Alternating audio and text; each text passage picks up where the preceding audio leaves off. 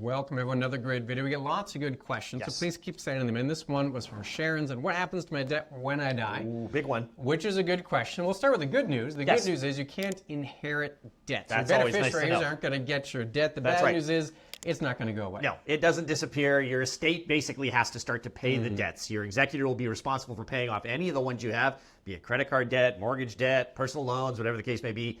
That's going to be their responsibility. And they're going to do that before they give money to the beneficiary. That's so right. Your estate effectively tackles it. A little nuance here depending on the type of loan. The type of loan it is. Yeah, I'll start with the unsecured loan. So an unsecured loan, you might think, well, what is that? Well, a good example, and one that most folks will run into, is a credit card. That's an unsecured loan. That is very much so. It's not connected to a house or a property. It's just you charge up the card and then you got to pay it off. Pay it off every month. What happens is if you die and there's a balance in your credit card, the credit card company, they can make a claim against your estate. Say, hey, there's a bill here. We're making a claim.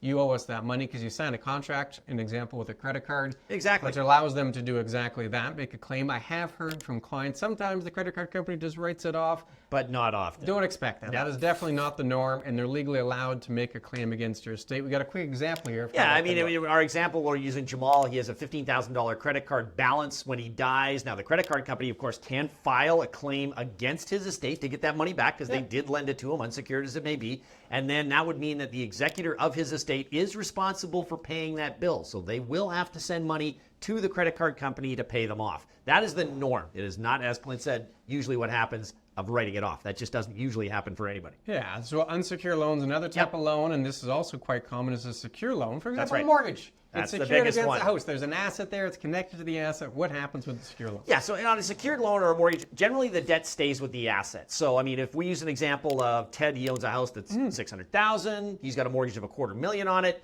Well, if Ted dies and leaves it to his sister Joan, then what will happen is that entire thing will transport over to Joan. She will get the house, but she will also have the mortgage there, and that's becoming now her responsibility and her liability for that debt because it has now been ported over to the new party. Yeah, so it follows the asset. Typically. That's right. There's always exceptions, but typically follows the asset. Look at example number 2 here. What if Ted says, hey, my whole estate, I just want to divide it between my sister, Joan, as well as my brother, Jack, to split it 50-50. That's a different situation. The executor might say, well, the house is part of the estate here. Exactly. We're just going to sell it. We're going to pay off the debt, $600,000 sale price, take away the $250,000 debt. That net proceeds, we're just going to divide it amongst the brother and the sister. So lots of examples there. That's another way it could work out.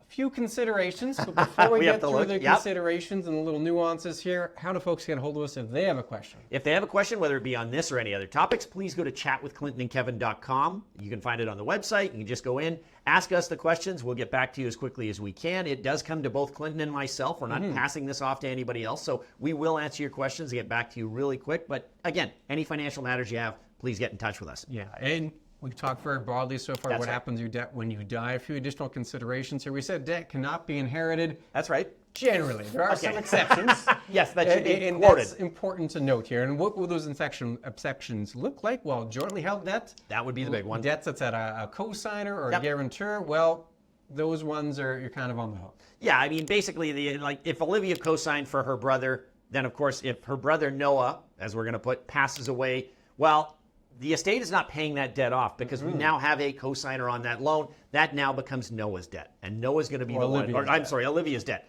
because Olivia is the one that cosigned on it, so she is responsible for that going forward. Yeah, so jointly held debt, co-signed debt where there's a guarantor, that's not going to go to the estate. It's going to go to the party that put their name on the line there. Right. So in those cases, they are inheriting the debt. Yeah, technically. That's kind of how it works. A common situation might be, what if there's multiple debts, right? I got a credit card, I got a mortgage, I got to pay some taxes on the estate. Who gets paid first? Well, generally it's the government. So CRA is going to be the one. They demand all their money before anybody else gets a crack at anything. They're the first ones to go that way. And the second one is usually, now we're talking CRA, that's federal. After that, you're going to get provincial or territorial governments. So remember, this is working its way down the government specter to get all their debt paid. After that, we get a few other nuances. Yeah, so you get CRA, any federal taxes owed, provincial, territorial taxes owed, and then you're going to get to secured creditors. That's right, that'd be the mortgage guys. Yeah, and then you're going to have unsecured creditors. That'd be the credit card guys if there's a claim in the estate. So all of those taxes and the debts, and then the beneficiaries will get the net value of the estate. So the executor, their job would be to go through all that, working with accountants and lawyers, making sure it's all paid and covered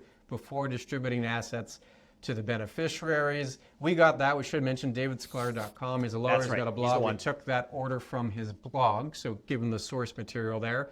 If you have liking this video, Yes. we have other videos just like this, including a full webinar where we had a lawyer on the webinar going through common estate planning pitfalls. So if you That's want right. more estate planning views and more estate planning info, click on that video. We'll see you again very soon. Take care.